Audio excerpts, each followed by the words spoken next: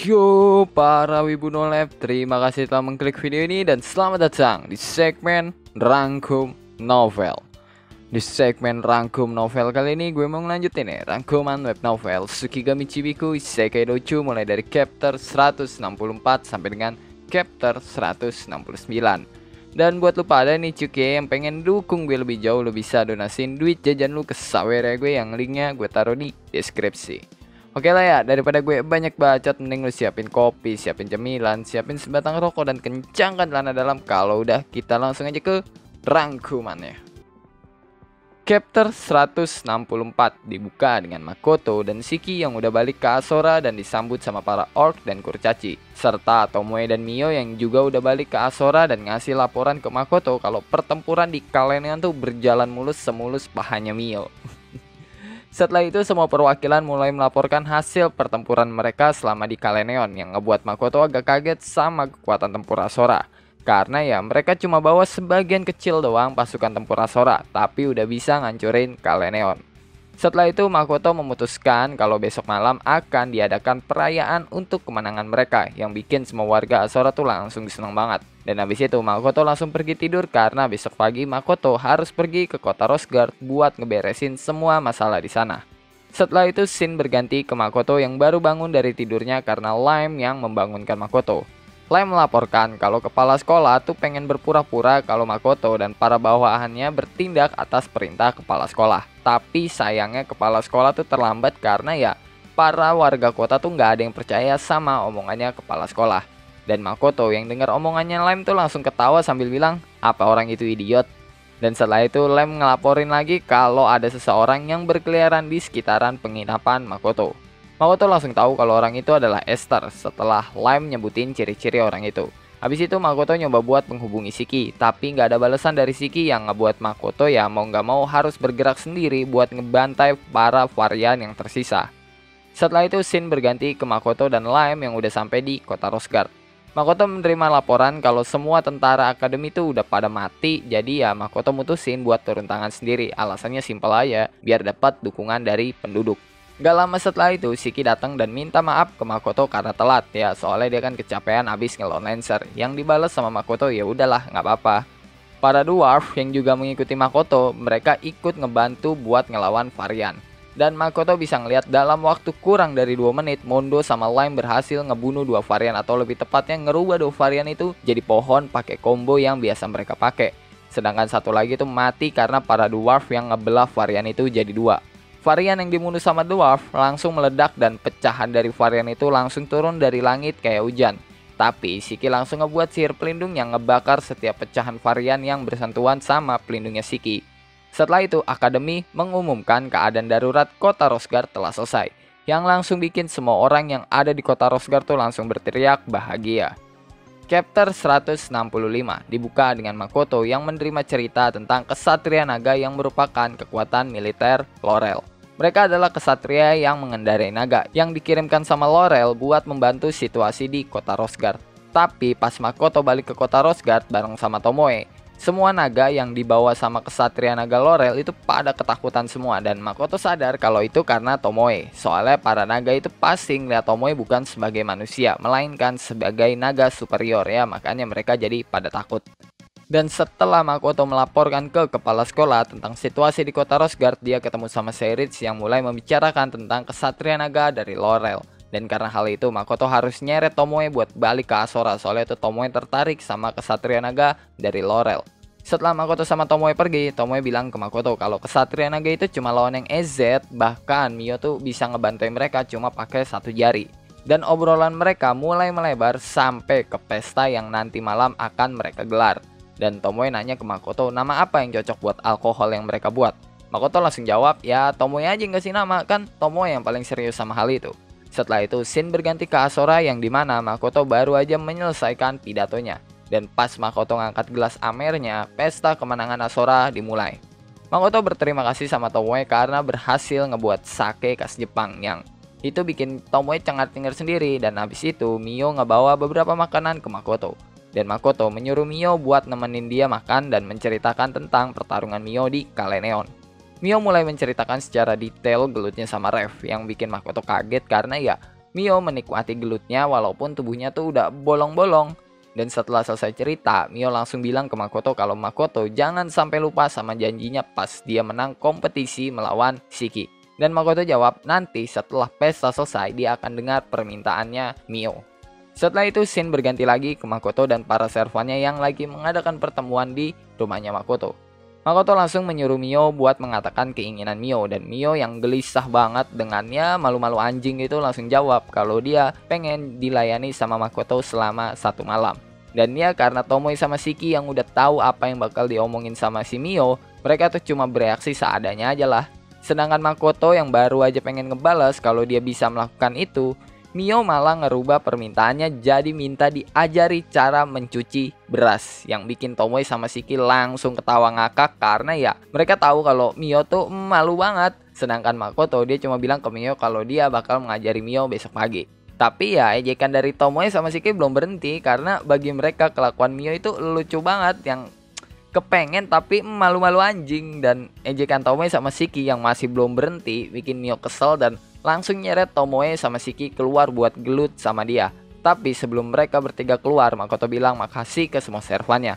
Dan juga Makoto ngasih hadiah ke semua servannya berupa nama belakang yang sama dengannya, yaitu Misumi. Jadi nama mereka sekarang tuh telah berganti jadi Misumi Tomoe, Misumi Mio, dan Misumi Shiki. Abis itu Makoto bilang kalau dia mau tidur dan kalau mereka masih mau melanjutkan urusan mereka, Makoto mengizinkannya. Dan setelah itu scene berganti lagi ke pinggiran kota Asora yang udah hancur lebur karena pertempuran Tomoe, Mio, dan Shiki. Shiki lagi rebahan di tanah, sedangkan Tomoe sama Mio lagi duduk di pohon yang udah roboh karena gelut mereka. Tomoe nanya ke Mio, kenapa Mio mengganti permintaannya. Dan Mio jawab kalau dia nggak pengen memaksa Makoto. Dia pengen ngelakuin itu kalau Makoto sendiri yang minta. Dan setelah itu, Tomoe dan Mio mulai ngobrol panjang ninggalin Shiki yang kedinginan di bawah karena ya dia nggak pakai baju dan juga dia nggak bisa diri gara-gara Mio. Chapter 166 dibuka dengan keadaan kota Rosgard setelah 1 tahun penyerangan kota Rosgard. Para warga kota Rosgard tuh udah bekerja sangat keras buat ngebangun ulang kota, dan bagi mereka yang tewas selama insiden penyerangan, dapat kehormatan dari para warga kota. Termasuk Eva dan Ruria yang Makoto buat tuh seolah-olah mereka mati. Atau bisa dibilang tuh Makoto memalsukan kematian Eva dan Ruria agar mereka berdua tuh bisa dibawa Makoto ke Kaleneo tanpa halangan apapun. Dan selama 1 tahun ini Makoto telah banyak berkontribusi di kota Rosgard, terutama dalam pembangunan ulang kota. Selain itu setiap hari pasti Makoto bakal berurusan sama orang-orang penting dari kerajaan lain buat diskusi tentang pembangunan ulang kota. Ya bisa dibilang Makoto tuh kayak gubernur di kota Rosgard lah sekarang. Karena ya semua aliran kota Rosgard mulai dari pembangunan, pendapatan, pengeluaran semuanya itu dipegang sama Makoto. Atau lebih tepatnya dipegang sama perusahaan Kuzunoha. Makoto juga udah ngebangun ulang tokonya yang tujuannya sih bukan buat dagang ya, tapi buat ngebantu proses pembangunan ulang kota. Dan setelah itu scene berpindah ke Makoto yang lagi ada di depan murid-muridnya yang pada ngeluh sama Makoto dan iri sama Shift dan Yuno yang bisa ikut sama bapaknya mereka. Makoto ngelihat semua muridnya yang pada protes sambil pada teriak ke Makoto yang nggak terima kalau mereka tuh dapat diskriminasi. Dan kalau ditanya kenapa mereka pada protes, karena ya mereka jadi kuli bangunan yang ditugasin sama Makoto dengan dalih kalau ini adalah kuliah.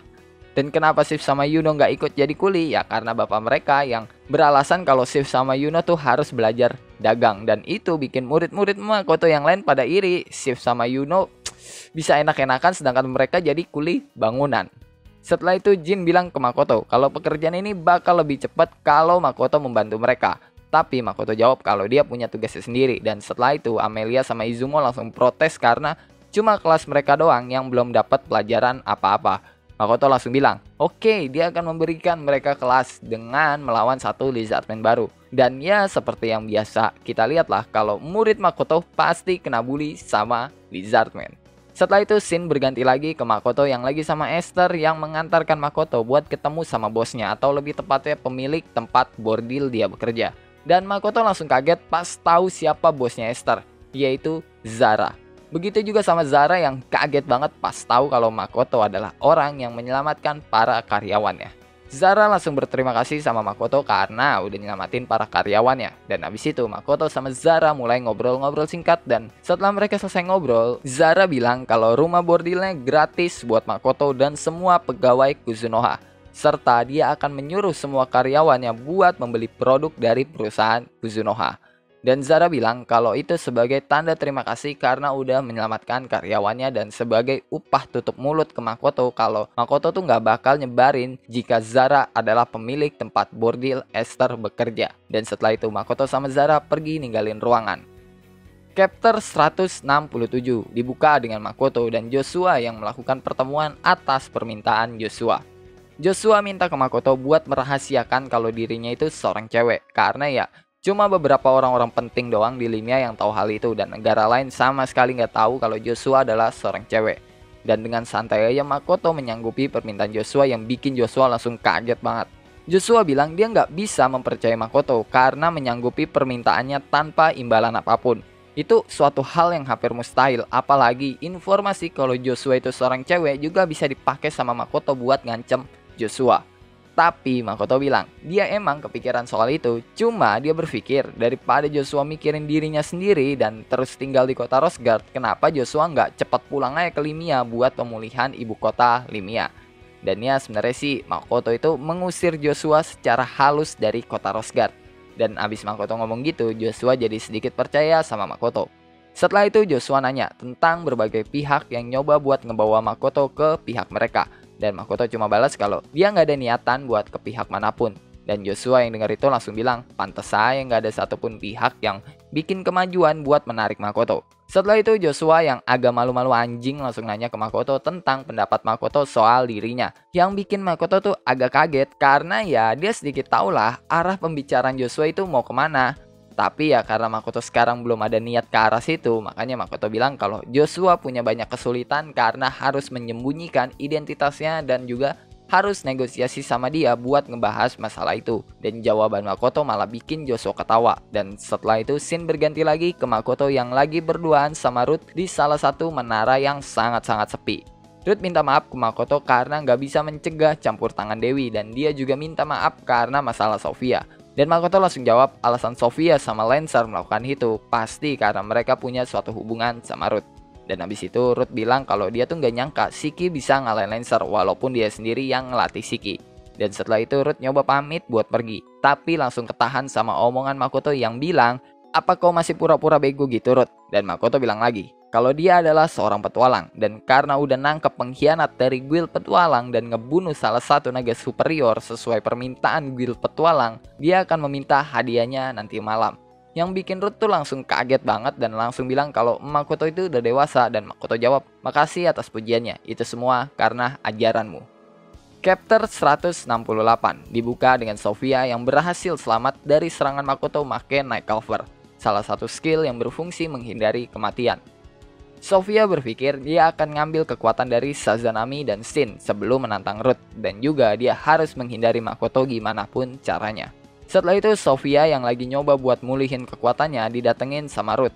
Awalnya Sofia nggak tahu siapa yang datengin dia karena ya yang dia tahu itu Ruth adalah cewek bukan cowok, tapi kan yang datengin dia adalah cowok. Tapi setelah Ruth memperkenalkan diri, Sofia langsung shock karena yang di depannya itu bener-bener Ruth, apalagi setelah Sofia itu nunjukin sedikit kekuatannya dengan memanggil pedang, tapi langsung dihancurin pedang itu sama Ruth pakai jentikan jari. Ruth bilang kalau Sofia tuh harus berterima kasih sama Makoto karena berkat Makoto Sofia jadi bisa ketemu sama dia. Dan setelah itu Ruth bilang lagi kalau dia tahu semua rencana Sofia dan Lancer buat menyerap semua kekuatan naga superior. Dan omongan dari Ruth itu langsung bikin Sofia shock sambil bilang Ruth tahu semua itu tapi nggak menghentikan mereka. Tapi bukannya jawab, Ruth malah bilang mustahil Sofia sama Lancer bisa ngalahin Sazanami dan Shin karena dia sendiri aja belum tentu menang dari mereka. Dan setelah itu Ruth bilang lagi dia nyesel udah ninggalin Lancer dan Sofia dulu karena Lancer dan Sofia tuh jadi hidup tanpa arah yang jelas. Dan habis itu Sofia langsung bilang kalau Ruth tuh nggak tahu seberapa menderitanya dia karena jadi anaknya Ruth dan Ruth yang ninggalin dia. Ruth langsung balas kalau itu salah satu tantangan dari Ruth buat Lancer sama Sofia biar mereka tuh bisa hidup mandiri. Tapi karena mereka mengecewakan Ruth dan jadi terlalu serakah, Ruth nggak jadi buat ngebawa Lancer sama Sofia lagi. Setelah itu Ruth langsung bilang proyek Tiamat, suatu proyek untuk memisahkan dunia ini dari dunia si Dewi atau lebih tepatnya dari dunia Dewi Bak, menggunakan semua kekuatan naga superior. Ruth juga bilang kalau Tiamat adalah dewa naga dan itu bikin Sofia kaget karena ya ada dewa lain selain Dewa Bak. Setelah ngomong itu, Sofia langsung jatuh ke tanah dengan beberapa bola tuh keluar dari tubuhnya Sofia. Bola itu adalah kekuatan naga superior dan juga berkah dewi yang dimiliki sama Sofia. Dan Ruth langsung menyerap semua kekuatan Sofia ke dalam tubuhnya termasuk berkah dari dewi. Gak lama setelah itu, telur naga Lancer yang berwarna emas muncul dari tubuh Sofia. Dan karena Ruth males kalau disuruh gedein anak lagi, soalnya dua anak yang dia gedein tuh, si Lancer sama Sofia itu pada durhaka semua. Jadi ya dia bakal ngasih telur Lancer ke Makoto buat diserahin ke Sazanami. Dan setelah itu Ruth langsung pergi bersama dengan tanda kutip mayatnya Sofia. Kenapa gue kasih tanda kutip? Kalau lu yang udah nonton video gue yang ngebahas naga superior, lu harusnya tau lah apa yang sebenarnya terjadi sama Sofia. Oke, balik lagi. Setelah adegan Ruth sama Sofia, scene langsung berganti lagi ke Makoto yang dibangunin sama semua warga Asora termasuk semua servannya yang bilang ada penyusup di Asora. Makoto langsung kaget dan berniat buat menangkap penyusup itu. Tapi Makoto langsung dapet transmisi pikiran dari penyusup itu yang memperkenalkan diri kalau dia adalah Susanoo no Mikoto, sang dewa badai dari mitologi Shinto. Dan dia udah datang dari tadi, tapi karena Makoto masih tidur, jadi dia mutusin buat nunggu Makoto bangun. Dan Makoto yang denger itu langsung panik dan langsung nanya ke Tomoe kenapa Tomoe nggak bangunin dia. Tomoe bilang kalau dia curiga sama si penyusup, dan Makoto yang denger itu cuma nepok jidatnya aja. Habis itu Makoto lanjut ngobrol lagi sama Susanoo. Susanoo bilang kalau dia baru aja cabut dari tempat si Dewi Bak, tapi dia bakal merahasiakan Asora dari Dewi Bak. Bahkan dia akan menyembunyikan Asora tuh dari Dewi Bak. Dan setelah itu Susanoo bilang kalau dia pengen ketemu sama Makoto yang langsung disetujui sama Makoto. Makoto langsung nyuruh beberapa orang buat nyiapin tempat Susanoo mendarat karena Susanoo tuh lagi berkendara di langit make salah satu kendaraannya. Dan habis itu transmisi pikiran Makoto dan Susanoo langsung terputus. Dan dengan buru-buru Makoto langsung nyuruh Mio buat bikin beberapa makanan dan nyuruh Emma sama Shiki buat bikin sambutan ke Susanoo. Sedangkan dia dan Tomoe bakal ngejemput Susanoo. Setelah itu Makoto sama Tomoe dan beberapa orang Asora bisa ngeliat burung gagak yang punya ukuran lebih gede dari naga lagi terbang di langit Asora. Dan Makoto tahu kalau gagak itu adalah salah satu hewan mitologi. Tomoe nanya ke Makoto, apa ada burung segede itu? Makoto jawab, itu bukan hal yang mustahil buat kendaraan seorang dewa. Chapter 169 dibuka dengan Susanoo yang telah mendarat di Asora bersama dengan dua dewa lainnya, yaitu Dewa Daikokuten dan juga Dewi Athena. Dan Makoto agak kaget ya, karena Susanoo tuh ngebawa dewa lainnya buat ketemu sama dia. Tapi ya itu nggak berlangsung lama, dan setelah itu Makoto langsung membimbing tiga dewa itu ke kastilnya yang ada di Asora. Ya sebenarnya sih rumah ya, bukan kastil, tapi karena terlalu gede udah nggak pantas sih kalau dibilang rumah. Jadi ya gue bilang kastil aja cuy. Selama perjalanan, tiga dewa itu kelihatan tertarik sama Asora dan mereka cukup bahagia ketika mereka sampai dikasih beberapa jamuan sama Mio dan juga beberapa orang-orang dari Asora. Setelah mereka duduk di tempat pertemuan, Makoto nanya keperluan mereka datang ke Asora. Susanoo jawab kalau dia tertarik sama Makoto yang diceritain Tsukuyomi. Sedangkan Daikokuten dia ngejawab kalau dia punya beberapa bisnis sama Asora. Dan Athena bilang kalau ya dia cuma pengen datang aja ke Asora. Tapi mereka semua punya satu kalimat yang sama. Kita akan menyembunyikan Asora dari Dewi Bak. Setelah itu Makoto ngasih tawaran ke Athena buat touring keliling Asora. Tapi Susanoo bilang kalau Athena tuh memiliki sedikit kuliah. Dan abis ngomong kayak gitu, Susanoo langsung dapat tatapan maut dari Athena yang bikin Susanoo keringetan. Dan gak lama setelah itu Athena langsung menyetujui ajakan Makoto. Makoto langsung nyuruh Tomoe lewat transmisi pikiran buat memandu Athena yang langsung disanggupi sama Tomoe. Setelah Athena sama Tomoe keluar, Susanoo mulai ngomong kalau transmisi pikiran Makoto tuh bisa didengar sama dia dan Daikokuten, yang bikin Makoto tuh langsung shock. Tapi ya Susanoo juga bilang kalau Athena tuh nggak bisa dengar transmisi pikirannya Makoto. Dan Makoto baru sadar akan suatu hal dan langsung nanya ke Daikokuten kalau Daikokuten itu juga dewa Siwa kan, yang langsung diiyakan sama Daikokuten. Setelah itu mereka mulai ngobrol-ngobrol tentang Makoto yang akhir-akhir ini tuh jadi sering hampir mati. Dan Daikokuten menyimpulkan kalau itu karena si Dewi Bak yang ngasih kekuatan komunikasi biar Makoto bisa ngomong sama semua hal termasuk batu. Dan setelah itu Susanoo bilang kalau Makoto harus ningkatin energi sihirnya lagi biar Susanoo, Daikokuten, dan Athena bisa ngasih berkah mereka ke Makoto. Karena emang itu tujuan awal mereka datang ke Asora. Dan Makoto yang denger itu langsung bilang kalau dia meningkatkan energi sihirnya, Asora juga akan jadi meluas dan dia takut kalau Dewi Bak itu bakal tahu soal Asora. Tapi Susanoo bilang Makoto nggak usah khawatir sama hal itu karena mereka bakal ngambil lagi wewenang dari Dewi Bak di dunia ini. dan mereka bakal menyerahkan wewenang itu ke Dewa Brahma, salah satu dari dewa mitologi Hindu. Dan itu bikin Makoto langsung lega karena ya emang Dewi Bak itu nggak boleh dikasih wewenang di dunia ini, menurut pendapatnya Makoto. Oke lah, mungkin cukup sekian ya cuy buat rangkuman kali ini. Kalau lu ada pertanyaan, pendapat, saran, requestan, atau bacotan-bacotan gak penting lu pada lu bisa tulis lah di kolom komentar. Kalau lu suka sama pembahasan kali ini, lu bisa tekan tombol like. Kalau lu nggak suka, lu juga boleh dislike. Gua nggak maksa lu buat tekan tombol like. Dan jangan lupa ngopi hari ini. Sampai jumpa di video selanjutnya, and bye bye.